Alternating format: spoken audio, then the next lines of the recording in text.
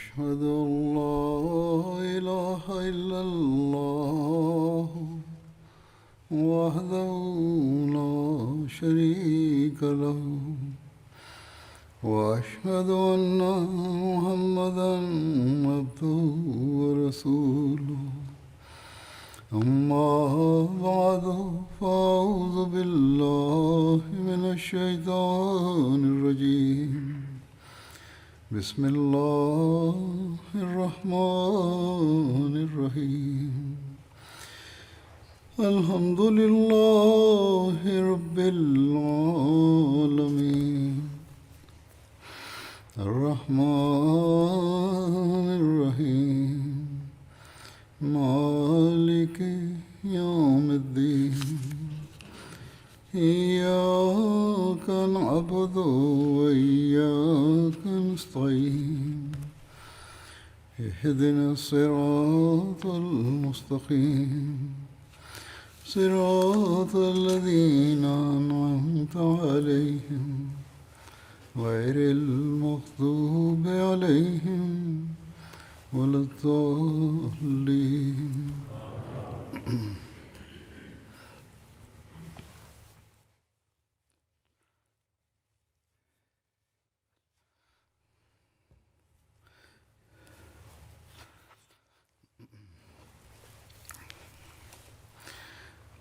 हज़रत अबू बकर सिद्दीक़ रज़ियल्लाहु अन्हु के ज़माने की जंगों का जिक्र हो रहा था।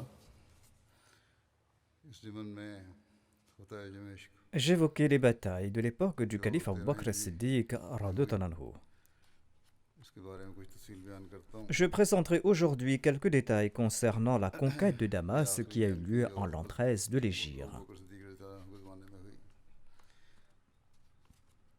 La conquête de Damas était la dernière bataille du califat d'Abu Bakr as-Siddiq radhiyallahu anhu.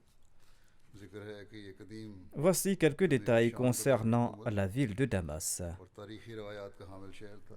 Damas est l'ancienne capitale de la Syrie. इब्तिदा में ये बुत परस्ती का बहुत Il बड़ा s'agit मरकज़ था। d'une ville d'une grande importance लेकिन historique. जब ईसाईयत आई Damas était au tout début un grand centre polythéiste, mais avec l'avènement du christianisme, तिजारती मरकज़ था les temples païens ont été transformés en églises. और मुसलमानों के तिजारती काफ़िले यहाँ Damas était un centre commercial important où habitaient aussi des Arabes.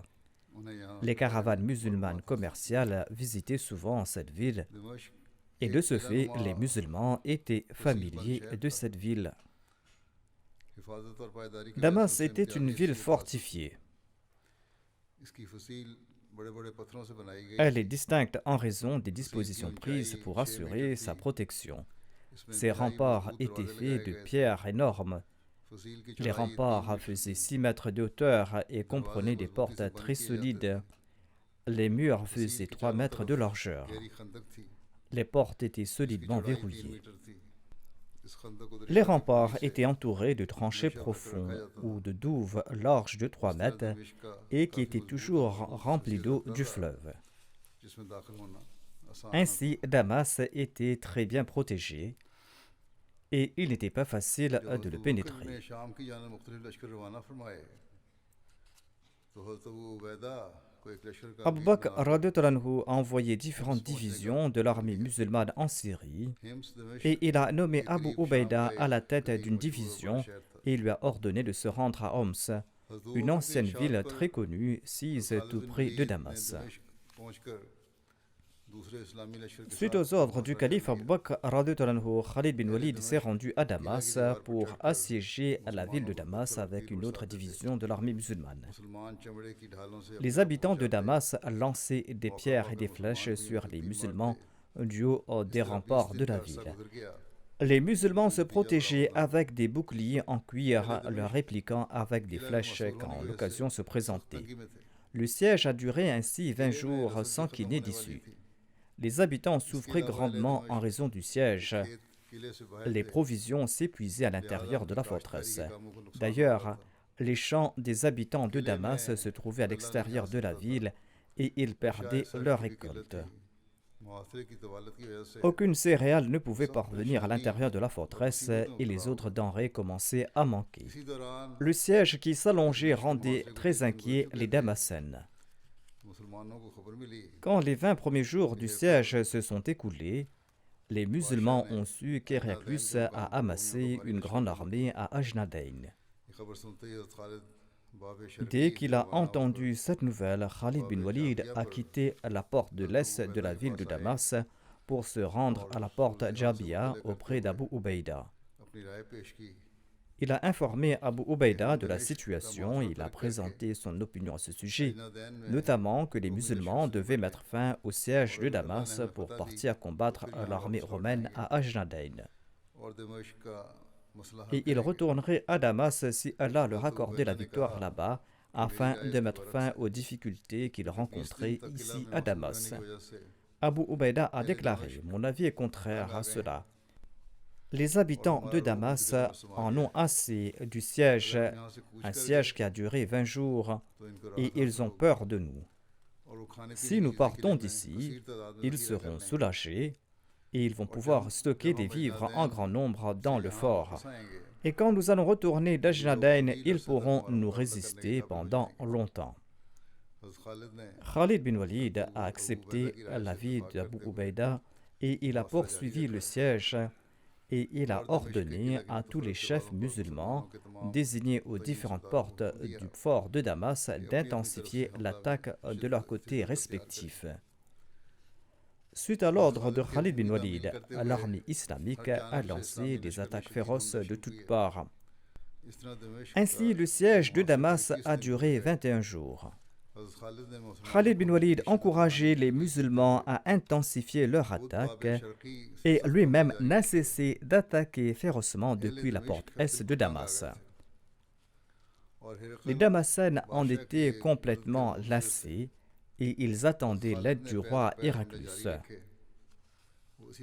Khalid bin Walid n'a cessé ses attaques qui étaient successives.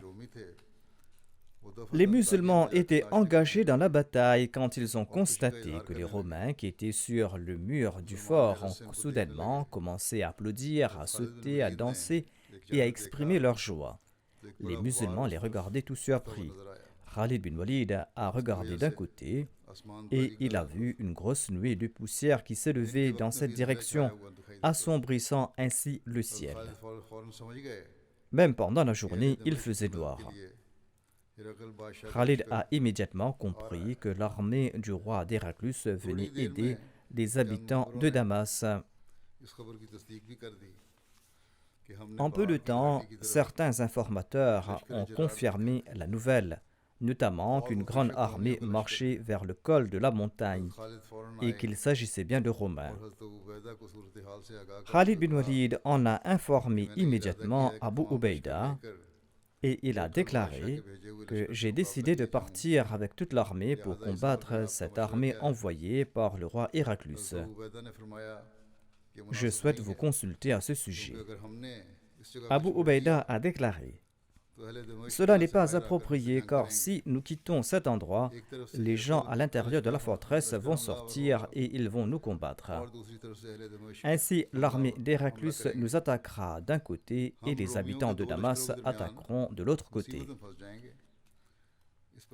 Et c'est ainsi que nous serons pris entre deux légions de Romains et nous serons en grande difficulté. » Khalid a demandé « Quelle est votre opinion ?» Donc, Abu Ubaïda a répondu « Choisissez un brave et envoyez un groupe avec lui pour combattre l'ennemi. » Khalid bin Walid a envoyé Zirar bin Aswar avec un détachement de 500 cavaliers pour combattre l'armée romaine.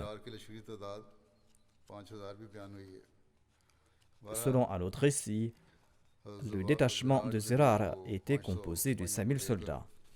En tout cas, Zirar a pris 500 soldats ou quelque autre nombre et il est parti combattre cette armée romaine qui venait en face.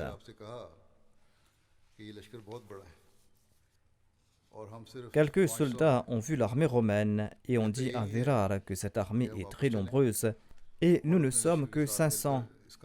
Il vaut mieux que nous retournions en arrière et que nous les combattions avec notre armée. Zirar a déclaré « N'ayez pas peur de la multitude de l'ennemi. Dieu a souvent vaincu les plus nombreux par les moins nombreux. et il va nous aider aujourd'hui. Retourner vers vos compagnons signifie abandonner le djihad, et cela ne plaît pas à Allah. Allez-vous ternir la bravoure des Arabes? Quiconque le veut peut retourner. Je me battrai ici et j'élèverai le nom de l'islam. Que Dieu m'en garde si je m'enfuis. Tous les musulmans ont déclaré à l'unisson: nous serons fidèles à l'islam et nous mériterons le statut de martyr, c'est-à-dire que nous sommes prêts pour la bataille. Zirar était heureux. Il a ordonné d'attaquer l'ennemi une fois et de le détruire. Les musulmans et Zirar ont continuellement attaqué l'armée romaine et ils se sont battus bravement. Le fils du général romain a attaqué Zirar et lui a percé le bras gauche avec sa lance, faisant couler beaucoup de sang. Au bout d'un moment, Zirar l'a tué d'un coup de lance au cœur. La lance de Zirar s'est enfoncée dans la poitrine du Romain et sa lame s'est brisée. Lorsque les soldats romains ont constaté que sa lance était sans aucune lame, eh bien, ils se sont précipités vers Zirar et l'ont capturé, car il n'avait pas d'arme dans sa main. Zirar a été emprisonné et les compagnons étaient très tristes et inquiets. Ils ont lancé plusieurs attaques défensives, mais ils n'ont pas pu libérer Zirar. Khalid bin Walid était très inquiet d'entendre la nouvelle de la capture de Zirar. Et après avoir pris des informations auprès de ses compagnons sur l'armée romaine, il a consulté Abu Ubaïda et il lui a demandé son avis sur l'attaque. Abu Ubaïda a déclaré: vous pouvez attaquer en prenant des dispositions raisonnables pour le siège de Damas. Abu Ubaïda était le commandant en chef à ce moment-là. Après avoir organisé le siège, Khalid a poursuivi l'ennemi avec ses compagnons et il leur a ordonné d'attaquer l'ennemi soudainement dès qu'il les aurait trouvés. Si Zirar n'a pas été tué par les Romains, nous pourrons le libérer, et s'il est tombé en martyr, nous le vengerons, a déclaré Khalid bin Walid. Mais j'espère qu'Allah ne nous attristera pas concernant Zirar. Pendant ce temps, Khalid bin Walid a vu un chevalier sur un beau cheval rouge avec une longue lance brillante dans la main. Le caractère de ce cavalier était marqué par la bravoure, par la sagesse et par les aptitudes au combat. Il portait un vêtement par-dessus l'armure. Tout le corps et le visage étaient cachés et il était à l'avant de l'armée. Khalid voulait savoir qui était ce cavalier. Par Allah, dit-il, cet individu semble être très brave, a-t-il déclaré. Et tout le monde le suivait. Lorsque l'armée de l'islam s'est approchée des infidèles, les soldats ont vu ce cavalier attaquer les Romains comme un faucon qui fonde sur des moineaux. Son attaque a semé le chaos dans les rangs de l'armée ennemie et il a entassé des morts parmi les ennemis. Ce cavalier atteint le milieu de l'armée ennemie. Étant donné qu'il avait risqué sa vie, il a fait demi-tour et s'est précipité, coupant à travers l'armée des infidèles. Il coupait en 1000 morceaux tous ceux qui le croisaient. Certains pensaient qu'il s'agissait peut-être de Khalid bin Walid. Rafi a demandé à Khalid avec surprise qui était cette personne. Khalid a déclaré: je l'ignore. J'en suis moi-même tout surpris. Khalid se tenait devant l'armée lorsque le même cavalier est sorti de nouveau de l'armée romaine. Aucun soldat romain ne le confrontait et il combattait tout seul de nombreux soldats romains. Pendant ce temps, Khalid bin Walid a lancé une attaque et l'a sorti du cercle des infidèles et le cavalier a rejoint l'armée de l'islam. Khalid lui a dit: tu as déversé ta colère sur les ennemis d'Allah, dis-moi qui es-tu? Le cavalier n'a pas répondu et s'est ensuite préparé pour la bataille. Khalid lui a dit: ô serviteur d'Allah, tu m'as rendu anxieux, moi ainsi que tous les musulmans. Tu es très insouciant, qui es-tu? Sur l'insistance de Khalid, il a répondu: je n'évite pas de vous répondre par désobéissance. J'ai honte parce que je ne suis pas un homme, je suis une femme. Telle était la bravoure de ces femmes musulmanes. Elle a déclaré: ma douleur m'a poussé vers le champ de bataille. Khalid a demandé: qui es-tu? Elle a dit: je suis Khawla bint Azwar, la sœur de Zirar. Quand j'ai appris qu'il a été capturé, eh bien j'ai accompli ce que vous avez vu. Khalid a déclaré: nous devrons tous attaquer à l'unisson. Nous espérons qu'Allah libérera Zirar. Khawla a déclaré: je serai également à la tête de cette attaque. Ensuite, Khalid bin Walid a lancé une attaque concertée. Les Romains ont été mis en déroute et ils se sont dispersés. Rafi a fait montre de bravoure. Les musulmans étaient de nouveau prêts pour une attaque concertée quand soudain des cavaliers de l'armée des mécréants se sont précipités vers eux pour demander une trêve. Khalid bin Walid a déclaré: donnez-leur un gage de paix et faites-les venir vers moi. Khalid bin Walid les a interrogés sur leur identité. Ils ont répondu: nous sommes des soldats de l'armée romaine et nous sommes des habitants de Homs et nous souhaitons conclure une trêve. Khalid bin Walid a déclaré: nous allons conclure la trêve après avoir atteint Homs. Nous ne pouvons pas le faire ici au préalable, mais en tout cas vous êtes en sécurité. Quand Allah le souhaitera et lorsque nous serons vainqueurs, nous allons discuter là-bas. Savez-vous quelque chose au sujet d'un de nos braves qui a tué le fils de votre chef? Ils ont répondu: vous nous interrogez peut-être à propos de celui qui était nu et qui a tué nombre de nos soldats et qui a tué le fils de notre chef. Khalid bin Walid a répondu: oui, c'est bien de lui que je parle. Les soldats romains ont déclaré qu'il a été capturé et présenté à Wardan, qu'il a envoyé à Homs avec une centaine de cavaliers pour le livrer au roi.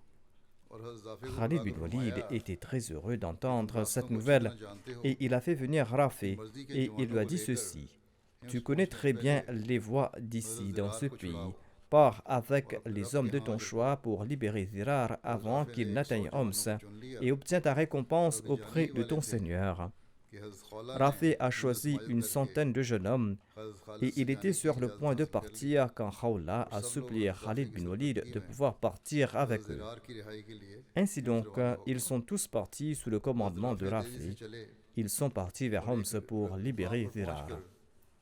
Rafi a avancé rapidement et lorsqu'ils sont arrivés à un endroit, il a dit à ses compagnons: soyez heureux, l'ennemi n'est pas parti loin. Et il a caché là-bas un escadron. Ils étaient là lorsqu'ils ont vu flotter dans l'air une nuée de poussière. Rafi a ordonné aux musulmans d'être vigilants. Ils étaient prêts en embuscade quand les Romains sont arrivés. Zirar était entre leurs mains et il récitait des vers d'un ton douloureux. Il disait: ô mon ami, transmets à mon peuple et à Khawla la nouvelle que je suis prisonnier et ligoté. Et les mécréants et les impies de la Syrie se sont rassemblés autour de moi et ils sont vêtus d'armure.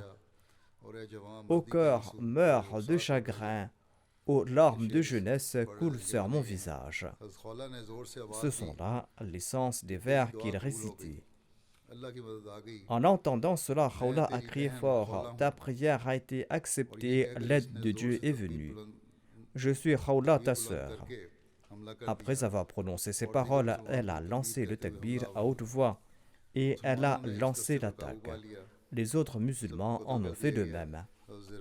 Les musulmans ont maîtrisé ce détachement de Romains, ils ont tous été tués. Zirar a été libéré par Allah et les musulmans ont eu le butin. Khawla a défait les cordes de son frère avec ses mains et l'a salué. Zirar a félicité sa sœur et il lui a souhaité la bienvenue. Il a pris une longue lance dans la main et il est monté à cheval tout en remerciant Allah. Il y avait là cette effusion de joie et à Damas, Khalid bin Walid a vaincu Wardan en lançant une attaque féroce. Les Romains se sont enfuis et les musulmans les ont poursuivis. Là-bas, Khalid a rencontré Zirar et les autres musulmans. La nouvelle de la victoire a été envoyée à Abu Ubaïda. Et les musulmans étaient convaincus que Damas allait être conquise suite à ces événements. L'armée musulmane était à Damas et le siège se déroulait lorsque Abbad bin Saïd est venu à la rencontre de Khalid bin Walid depuis Boussra. Il a informé Khalid bin Walid que 90 000 Romains s'étaient rassemblés à Ajnadayn. Khalid bin Walid a consulté Abu Ubaïda et il lui a dit ceci: notre armée est dispersée ça et là dans différents endroits en Syrie. Envoyez une lettre à chaque commandant de ces divisions et demandez-leur de venir nous rencontrer à Ajnadayn et nous allons abandonner le siège de Damas pour nous rendre à Ajnadayn. Héraclius a reçu la nouvelle de la défaite de Wardan et les détails sur la mort de son fils. Sur ce, Héraclius a réprimandé Wardan et il lui a dit ceci en écrit: j'ai reçu des nouvelles que les Arabes nus et affamés vous ont vaincu et ils ont tué ton fils. Le Christ n'a pas eu pitié de lui ni de toi. Si ta bravoure et ta maîtrise de l'épée n'étaient pas renommées, je t'aurais exécuté. En tout cas, ce qui est arrivé est arrivé. J'ai envoyé une armée de 90 000 hommes à Ajnadayn et je te nomme à leur tête. Khalid bin Walid, quant à lui, a mis fin au siège de Damas et il a ordonné à l'armée de partir pour Ajnadayn. Dès que l'ordre a été reçu, les musulmans ont immédiatement rassemblé leurs tentes et ils ont commencé à charger le reste des marchandises sur les chameaux. Les chameaux portant le butin, les marchandises, les femmes et les enfants étaient placés à l'arrière de l'armée et le reste des cavaliers était placé à l'avant de l'armée. Khalid bin Walid a dit à Abu Ubaïda: je pense que je dois rester à l'arrière de l'armée avec la caravane des femmes et les enfants, et vous devez vous placer à l'avant. Abu Ubaïda a répondu: il est possible que Wardan ait pris son armée et soit parti pour Damas depuis Ajnadayn et que nous le rencontrions face à face. Si tu es à l'avant de l'armée, tu pourras l'arrêter et le combattre. Reste devant et moi je vais rester derrière. Khalid bin Walid a commenté: votre opinion est correcte, je n'irai pas à l'encontre de votre avis. Quand l'armée musulmane a quitté le siège de Damas et est partie, eh bien les habitants de Damas ont sauté de joie et ils ont commencé à applaudir pour exprimer leur joie. Les Damascènes ont exprimé des opinions différentes sur le départ de l'armée islamique. D'aucuns disaient que, en apprenant la nouvelle du rassemblement de notre grande armée à Ajnadayn, les musulmans sont partis rejoindre leur deuxième armée en Syrie. D'autres ont déclaré que les musulmans étaient fatigués du siège et qu'ils sont partis lancer une autre campagne ailleurs. D'autres ont même dit que les musulmans s'enfuyaient de nouveau vers leur Hijaz natal et qu'ils retournaient chez eux. Tous les habitants de Damas se sont rassemblés autour d'un certain Boulous ou Paul. Il n'avait jamais confronté les compagnons dans aucune bataille. Il était un archer d'Héraclius très fiable et très qualifié. Les Damascènes l'ont nommé commandant et l'ont incité à combattre en tentant de l'appâter. De plus, les habitants de Damas ont juré qu'ils ne vont pas abandonner le champ de bataille et que Paul aura le droit de tuer de ses mains ceux qui vont prendre la fuite du champ de bataille. Cet accord conclu, Paul est rentré chez lui pour revêtir son armure. Sa femme lui a demandé où il comptait se rendre. Paul a déclaré: les habitants de Damas m'ont nommé leur commandant. Je pars me battre contre les Arabes. Sa femme lui a dit ceci: ne le fais pas. Reste à la maison. Tu n'as pas la force de combattre les Arabes. Ne va pas te battre contre eux. J'ai rêvé aujourd'hui que tu avais un arc à la main et que tu chassais des oiseaux volant dans les airs. Certains oiseaux sont tombés blessés, mais ils se sont relevés et ont commencé à voler de nouveau. J'étais tout à fait surprise quand tout à coup j'ai vu plusieurs aigles, des aigles qui t'ont attaqué, toi et tes compagnons, et ils ont détruit tout le monde. Paul a demandé: m'as-tu vu dans ce rêve? Elle a répondu: oui, je t'ai vu. L'aigle t'a frappé fort et tu t'es évanoui. Après avoir entendu ces paroles, Paul a giflé sa femme et il a déclaré: la peur des Arabes s'est implantée dans ton cœur et tu avais la même peur dans ton rêve. Ne panique pas.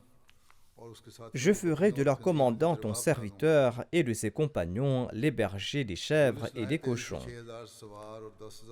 Paul, avec une armée de 6000 cavaliers et de 10 000 fantassins, s'est mis rapidement à la poursuite des musulmans, de la caravane des femmes, des enfants et du bétail et du détachement de 1000 hommes d'Abu Ubaïda.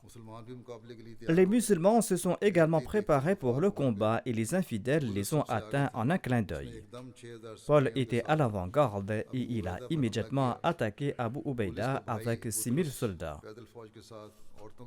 Pierre, qui était le frère de Paul, a marché quant à lui avec les femmes, avec ses fantassins, et il a capturé quelques-unes d'entre elles et il est retourné à Damas. Après avoir atteint un endroit, il a attendu l'arrivée de son frère. Abu Ubaïda, voyant ce trouble soudain, a déclaré que l'opinion de Khalid était juste, notamment qu'il devait être à l'arrière de l'armée. Et les femmes et les enfants étaient en train de pleurer, tandis qu'un millier de musulmans se battaient courageusement. Paul a attaqué à plusieurs reprises Abu Ubaïda. Celui-ci s'est battu vaillamment. Sahal s'est empressé sur un cheval rapide jusqu'à Khalid et lui a relaté tout ce qui se passait. Khalid a récité la formule « Inna lillahi wa inna ilayhi raji'un » et il a envoyé Rafi et Abdurrahman bin Auf avec un détachement de 1000 hommes chacun pour protéger les enfants et les femmes. Ensuite, il a envoyé Zirar avec 1000 cavaliers. Khalid s'est dirigé vers l'ennemi avec l'armée. D'autre part, Abu Ubaïda était occupé à se battre contre Paul. Pendant ce temps, l'armée des musulmans venant de différentes régions est arrivée. Ils ont lancé une attaque que les Romains de Damas étaient convaincus de leur humiliation. Zirar a foncé sur Paul comme les flammes d'un feu. Paul a frissonné lorsqu'il a vu Zirar et il l'a reconnu. Paul est descendu de son cheval et il a commencé à courir à pied. Zirar l'a poursuivi et l'a capturé vivant et l'a emprisonné. À peine une centaine de Romains sur les 6000 sont sortis vivants de cette bataille. Zirar était inquiet car Khawla avait également été emprisonné. Khalid a déclaré: ne t'inquiète pas, nous avons capturé des hommes parmi eux et en échange de qui ils vont libérer facilement nos prisonniers. Khalid a fait venir 2000 soldats avec lui et il a remis toutes les forces restantes à Abu Ubaïda pour protéger les femmes. Et il est parti à la recherche de ces femmes qui avaient été faites prisonnières. Il est parti rapidement et il a atteint l'endroit où l'ennemi avait fait prisonnières les femmes musulmanes. Là-bas, il a vu une nuée de poussière qui s'élevait et il se demandait pourquoi il y avait des combats là-bas. Il a appris que Pierre, le frère de Paul, avait capturé les femmes et s'était arrêté au bord du canal pour attendre son frère et qu'il se répartissait les femmes. Pierre a dit à propos de Khawla qu'elle l'appartenait. Ils ont enfermé les femmes dans une tente, ils ont commencé à se reposer et ils attendaient Paul. La plupart de ces femmes étaient des cavalières courageuses et expérimentées et elles maîtrisaient toutes sortes de tactiques guerrières. Elles se sont rassemblées et Khawla leur a dit ceci: aux filles de la tribu Himyr, aux filles de la tribu Touba, êtes-vous d'accord pour que les infidèles romains fassent de vous leurs concubines?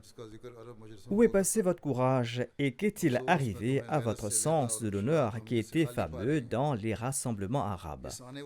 Malheureusement, je vous vois dépourvus de courage et de dignité. La mort vaut mieux que cette calamité à venir. En entendant cela, l'une des femmes a déclaré: oh Khawla, tu as certainement raison, mais nous sommes prisonnières et nous n'avons ni lance ni épée. Que pouvons-nous faire? Nous n'avons ni cheval ni armes. Les Romains nous ont faites prisonnières par surprise. Khawla a répondu: réveillez-vous. Les piquets de la tente sont là. Nous devons les prendre et attaquer ces misérables. Allah nous aidera certainement. Soit nous allons remporter la victoire, soit nous allons tomber en martyrs. Sur ce, chaque femme a ramassé un piquet de bois de la tente. Khawla s'est avancée avec un bâton sur l'épaule. Elle a dit aux femmes sous son commandement: soyez ensemble comme les maillons d'une chaîne et ne soyez pas divisés, sinon vous serez toutes tuées. Ensuite, Khawla s'est avancée et elle a tué un infidèle romain. Les Romains étaient étonnés de voir le courage et la bravoure de ces femmes. Pierre a déclaré: Misérables, que faites-vous? Une femme a répondu: Aujourd'hui, nous avons décidé de vous corriger avec ces morceaux de bois et protéger l'honneur de nos ancêtres en vous tuant. Pierre a déclaré: Capturez-les vivantes, en particulier Khawla. 3000 Romains se tenaient en cercle autour de ces femmes, mais personne ne pouvait approcher ces femmes. S'ils avançaient, les musulmanes tuaient leurs chevaux et leurs cavaliers. Et c'est ainsi que ces femmes ont tué 30 cavaliers. Pierre en était furieux. Il est descendu de son cheval. Avec ses compagnons, ils ont attaqué avec leur épée, mais ces femmes se sont rassemblées au même endroit et elles ont résisté à tous ces soldats et personne ne pouvait les approcher. S'adressant à Khawla, Pierre lui a dit ceci: Ô Khawla, aie pitié de ton âme. J'ai beaucoup d'estime pour toi. J'ai beaucoup de sentiments à ton égard. Ne souhaites-tu pas que moi qui sois un roi soit ton maître et que tous mes biens t'appartiennent? Khawla a répondu: Ô croyant misérable, par Dieu, si cela dépendait de moi, je t'aurais fracassé le crâne avec ce bois. Par Allah, je ne veux même pas que tu fasses paître mes chèvres et mes chameaux, loin même d'être mon égal. Sur ce, Pierre a dit à son armée: Tuez-les toutes. L'armée se préparait à nouveau et était sur le point de lancer l'attaque lorsque les musulmans sont arrivés sous la direction de Khalid bin Walid. Il a appris à propos de la situation. Les musulmans étaient ravis par la bravoure et la résistance des femmes. Ensuite, toute l'armée a encerclé les infidèles et ils ont attaqué à l'unisson. Khawla a crié: L'aide d'Allah est venue, Allah a montré sa faveur. Lorsque Pierre a vu les musulmans, il était inquiet et il voulait prendre la fuite. Mais avant qu'il ne puisse prendre la fuite, il a vu 2 cavaliers musulmans venir vers lui. L'un d'entre eux était Khalid bin Walid et l'autre était Zirar. Zirar l'a frappé avec sa lance et Pierre est tombé de son cheval. Ensuite, Zirar a porté un second coup et il s'est effondré. Les musulmans ont tué nombre de Romains et ceux qui ont survécu se sont enfuis à Damas. Quand Khalid est revenu, il a fait venir Paul et l'a invité vers l'islam. Et il lui a dit ceci: accepte l'islam, sinon tu seras traité comme ton frère. Paul a demandé ce qui était arrivé à son frère. Khalid l'a informé qu'il a été tué. Lorsque Paul a vu la fin de son frère, il a dit qu'il n'y a plus de plaisir dans la vie. Envoyez-moi chez mon frère. Et il a également été tué. Ensuite, l'armée musulmane s'est rassemblée à Ajnadayn. Ce sont des détails que j'ai présentés auparavant. Ensuite, il y a eu le 2e siège de Damas. Les musulmans avaient assiégé Damas, ensuite ils étaient partis. Après cette bataille, les musulmans ont assiégé de nouveau Damas. Après la victoire d'Ajnadayn, Khalid a ordonné à l'armée musulmane de marcher de nouveau vers Damas. Les Damascènes avaient déjà reçu la nouvelle de la défaite de l'armée romaine à Ajnadayn, mais lorsqu'ils ont appris que l'armée musulmane se dirigeait de nouveau vers Damas, ils étaient très inquiets. Les habitants de la périphérie de Damas ont fui et se sont réfugiés dans le fort et ont collecté suffisamment de céréales et de consommables dans le fort afin de prévenir toute pénurie si le siège de l'armée musulmane se prolongeait. En sus de cela, ils ont également collecté des armes et du matériel de guerre. Ils ont apporté sur les murs du fort des catapultes, des pierres, des boucliers, des arcs, des flèches et d'autres équipements pour attaquer les assiégeants d'en haut. L'armée musulmane a campé tout près de Damas. Ensuite, elle a avancé et elle a assiégé le fort. Khalid a nommé des commandants à la tête de leur division à toutes les portes de Damas. Thomas était à l'époque le souverain de Damas. Les nobles et les sages de la ville lui ont conseillé ceci: nous n'avons pas la force de rivaliser avec l'armée musulmane. cherche l'aide d'Héraclius ou conclut une trêve avec les musulmans, sauve notre vie en leur donnant ce qu'ils demandent. Sur ce, Thomas a dit avec arrogance et fierté, « Je méprise ces Arabes, je suis le gendre d'Héraclius et je suis un expert en matière de guerre. Les musulmans n'oseront pas mettre les pieds dans la ville en ma présence. » Ensuite, Thomas les a réconfortés en disant que bientôt une grande armée de la part d'Héraclius viendra les aider. Thomas a ordonné qu'on lance une attaque violente contre les musulmans de tous les côtés. De nombreux musulmans ont été blessés et sont tombés en martyrs lors de ces attaques. Abban bin Saïd a été touché par une flèche empoisonnée. Après avoir sorti la flèche, il a noué un turban sur la plaie. Mais peu de temps après, le poison a envahi son corps et il s'est évanoui et il est tombé. Il est mort après quelque temps. Abban s'était marié à Abban lors de la bataille d'Ajnadayn. La couleur du henné était encore sur la main Abban ainsi que l'arôme du parfum sur sa tête. C'est-à-dire, le mariage était tout à fait récent. Abban était comptée parmi les femmes courageuses de l'Arabie. Elle était à l'avant-garde du djihad. Quand elle a appris la nouvelle du martyre de son mari, elle est venue en courant en trébuchant et elle s'est tenue aux côtés de son mari. Et elle a fait preuve de patience et de persévérance. Elle n'a pas prononcé une seule parole d'ingratitude et elle a énoncé quelques vers en guise d'adieu à son mari. Khalid bin Walid a dirigé sa prière funéraire. Après les funérailles, Abban est retourné à sa tente avec une ferme résolution. Tenant ses armes et attachant un tissu sur son visage, elle est partie à la porte de Thomas, de la forteresse où son mari était tombé en martyr. Une bataille féroce s'est déroulée à la porte de Thomas. Abban a rejoint ses musulmans et elle s'est battue avec acharnement et elle a blessé et tué de nombreux Romains avec ses flèches. Et finalement, pendant le combat, elle a profité pour viser la garde de Thomas qui tenait la grande croix. Cette croix était en or et était incrustée de pierres précieuses. Le porteur de la grande croix encourageait les Romains à se battre et il priait pour la victoire et le succès à travers sa croix. Dès que la flèche Abban a touché le porteur, la croix est tombée de sa main et cette croix est tombée entre les mains des musulmans.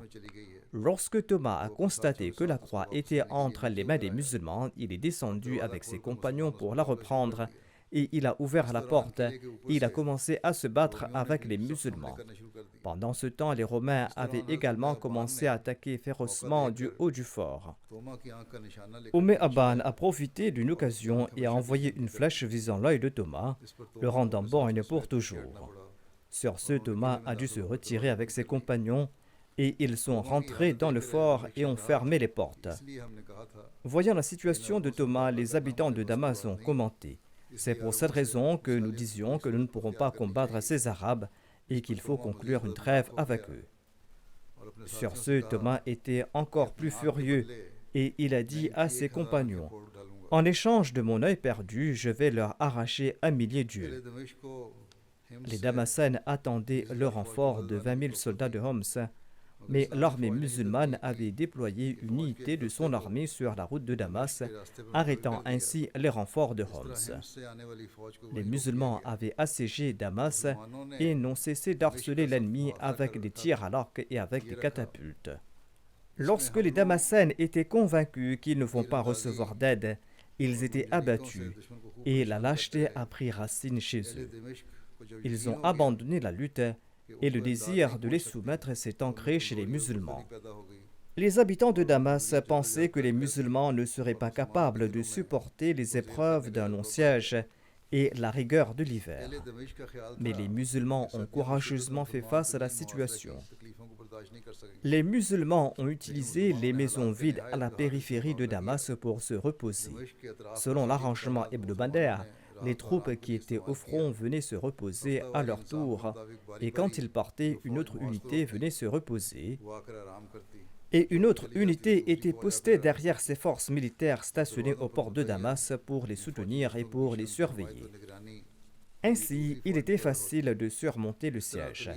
Mais les musulmans ne se sont pas arrêtés là. Ils n'ont cessé de mener des enquêtes sur le terrain, ils n'ont cessé d'affiner leur tactique de guerre afin de briser les obstacles placés par l'ennemi. Face à cette longue et systématique série d'obstacles, Khalid bin Walid a pu trouver un emplacement approprié à partir duquel il était possible d'entrer à l'intérieur de Damas.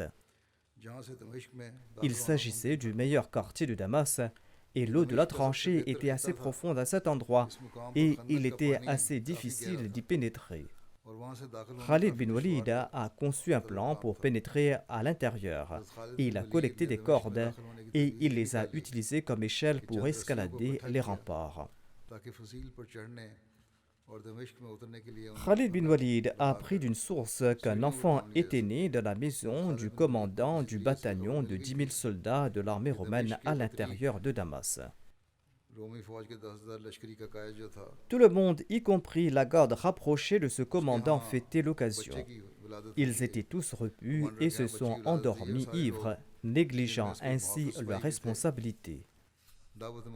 Pendant ce temps, Khalid bin Walid et certains de ses compagnons ont traversé les fossés remplis d'eau à l'aide d'autres d'eau et ils ont pu atteindre le mur. Ils ont attaché les cordes au mur et les ont utilisées comme échelle et ils ont aussi suspendu plusieurs cordes au rempart. Un grand nombre de musulmans ont escaladé le mur à l'aide de ces cordes et ils sont descendus à l'intérieur pour atteindre les portes. Ils ont tranché les gonds de ces portes à l'aide de leurs épées.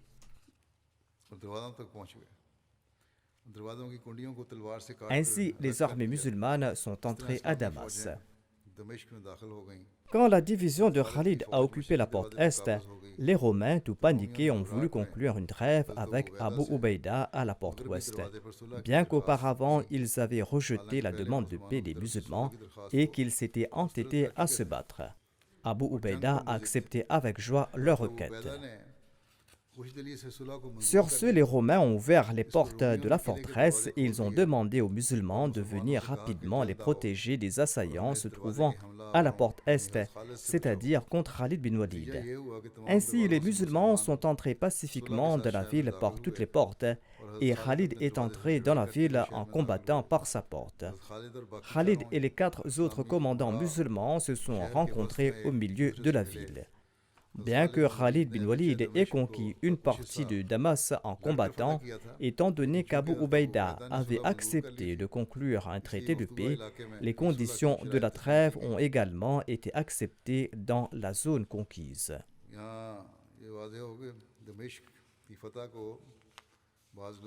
Selon certains historiens, Damas a été conquis lors du califat de Omar bin al-Khattab.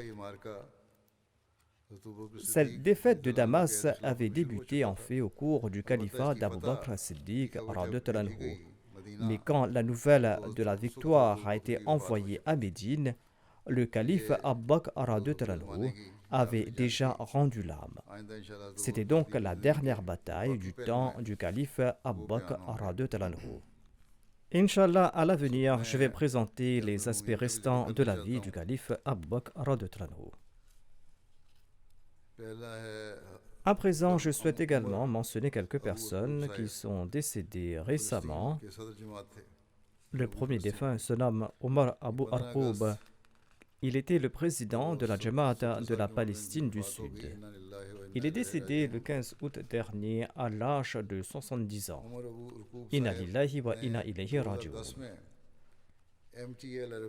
Omar Abu Arqoub a connu la Jamaat en 2010 par l'entremise de la chaîne MTA Al-Arabiya. Le défunt déclare à ce propos: lorsque j'ai suivi la MTA pour la première fois, j'ai senti que ce qui apparaissait était certainement bon et juste. D'une part, je voyais toutes les tueries, les vols et la haine mutuelle dans le monde islamique, et d'autre part, la Jamaat Ahmadiyya enseigne la paix et la miséricorde et exhorte à accomplir la prière de Tahajjud, à réciter le Saint-Coran. Ceci m'a fort impressionné et je me suis dit que c'est la vraie Jamaat que je dois suivre. Il ajoute: après avoir accompli la prière d'Istikhara, j'ai vu un rêve et j'étais convaincu qu'il s'agissait de la Jamaat véritable et je jure que je vais rester attaché à cette Jamaat jusqu'à ma mort. Le défunt était très constant face à chaque situation difficile. Il avait l'habitude de dire que tant que je vivrai, je serai fidèle à ma promesse.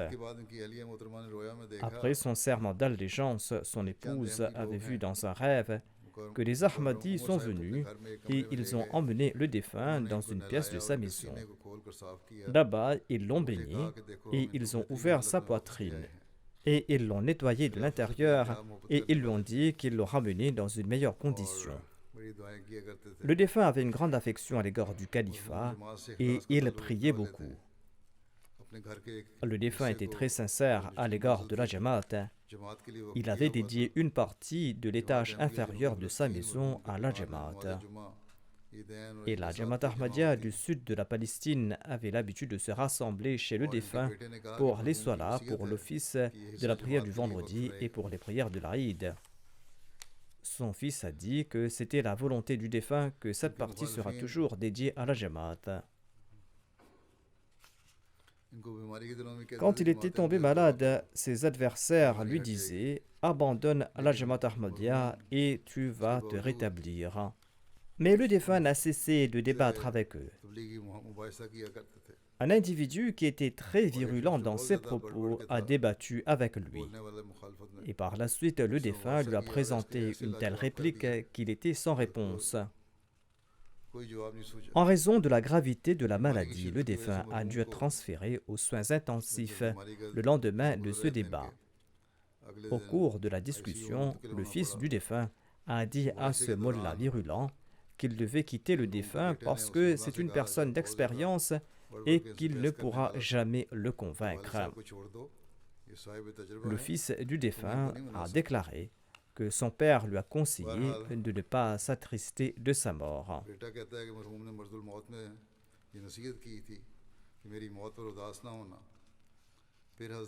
Lorsqu'il était sur son lit de mort, le défunt a répété les paroles de Bilal radhiyallahu anhu. Il disait « Demain, je rencontrerai mon bien-aimé Mohammed sallallahu alayhi wa sallam et ses compagnons ». Le défunt était très bienveillant et il avait une très bonne personnalité. L'épouse du défunt a 3 fils et 4 filles. Qu'Allah accorde à ceux de ses enfants qui ne sont pas encore Ahmadis la possibilité d'accepter l'Ahmadiyya. Qu'Allah exalte le rang du défunt et qu'il lui accorde son pardon et sa miséricorde. La deuxième personne que j'évoquerai aujourd'hui se nomme Cheikh Nasir Ahmad Sahib de Miti Tarbakar. Il est décédé récemment à l'âge de 93 ans. Inna lillahi wa inna ilayhi raji'un. Il était le tout premier Ahmadi de Miti.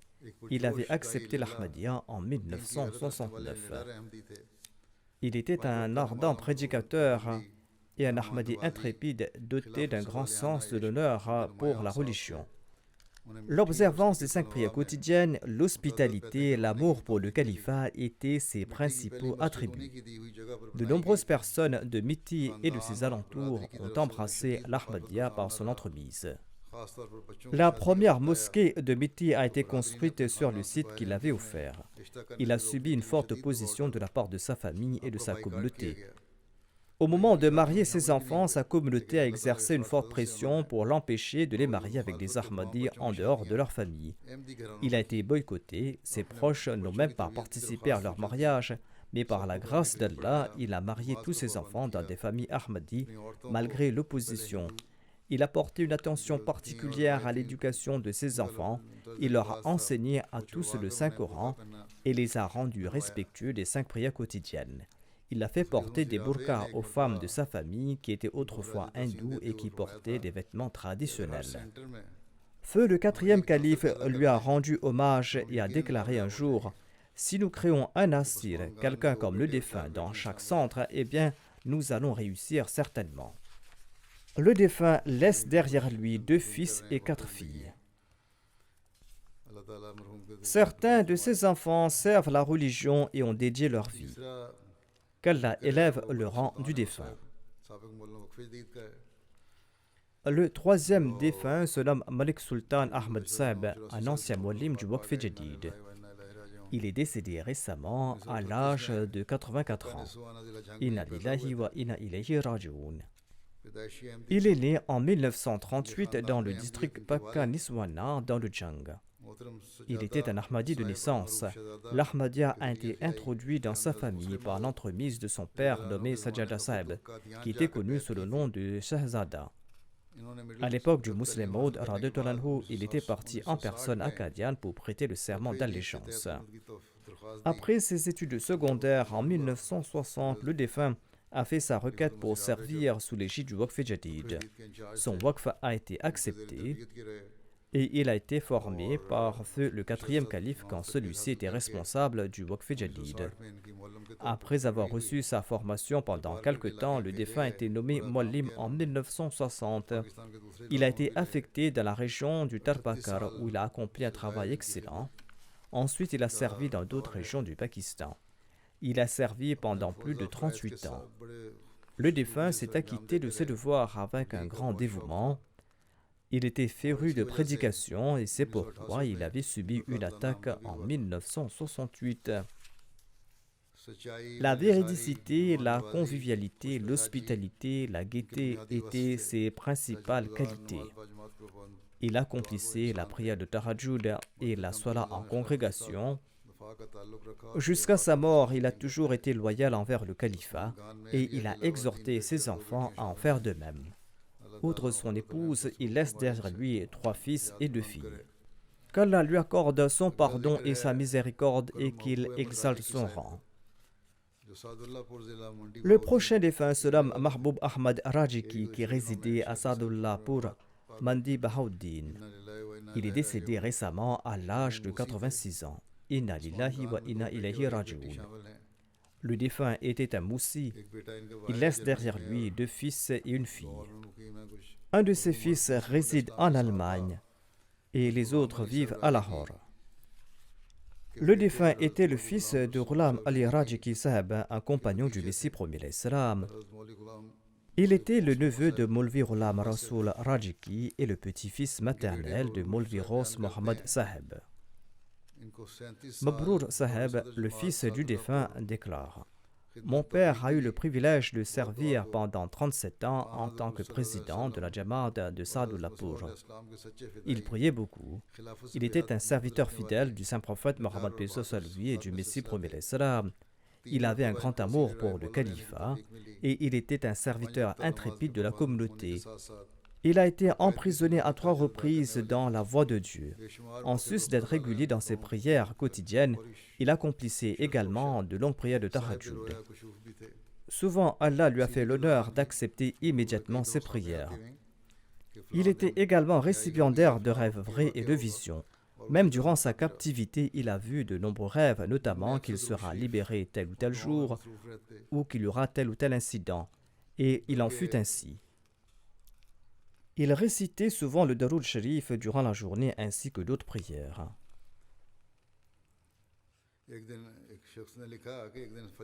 Une personne rapporte que le défunt était venu pour la prière d'Al-Fajr et il l'a touché et il a constaté qu'il avait une très grosse fièvre. Malgré cela, il était venu à la mosquée pour prier en congrégation.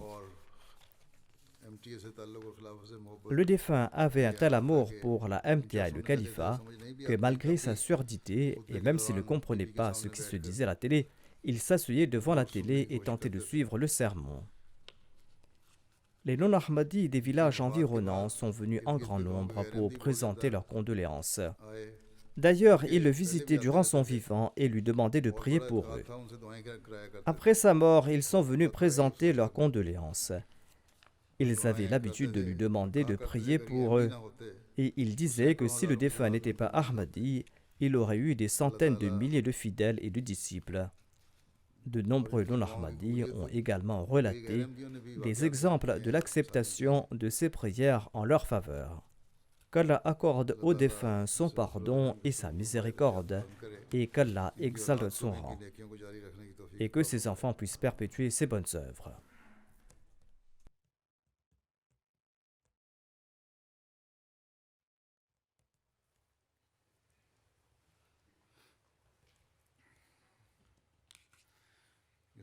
Inch'Allah, je dirigerai la prière funéraire de tous ces défunts après la Salat de Juma. Alhamdulillah, alhamdulillah, nahmaduhu wa nasta'inuhu wa nastaghfiruhu wa nu'minu bihi wa natawakkalu alayhi wa na'udhu billahi min shururi anfusina ومن سيئات أعمالنا من يهده الله فلا مضل له ومن يضلل فلا هادي له ونشهد أن لا إله إلا الله ونشهد أن محمدا عبده ورسوله عباد الله رحمكم الله إن الله يأمر بالعدل والإحسان وإيتاء ذي القربى وينهى عن الفحشاء والمنكر والبغي يعظكم لعلكم تذكرون اذكروا الله يذكركم وادعوه يستجب لكم ولذكر الله أكبر